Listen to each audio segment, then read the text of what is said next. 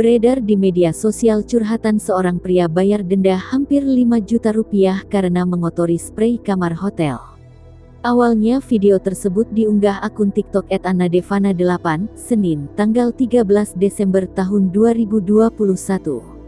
Lalu, disebarluaskan di berbagai akun anonim Instagram. Dalam curhatannya ia menyebutkan nama hotel tempat dirinya menginap. Nginap 1 juta semalam di Hard Rock Hotel, kena denda hampir 5 juta karena ngotori sprei, tulis akun @anadevana8. Ia juga meminta bukti pembayaran tersebut pada resepsionis. Adapun total yang dibayarkannya lebih dari 4 juta rupiah. Pria itu lalu mengingatkan warganet untuk berhati-hati saat nginap di hotel tersebut.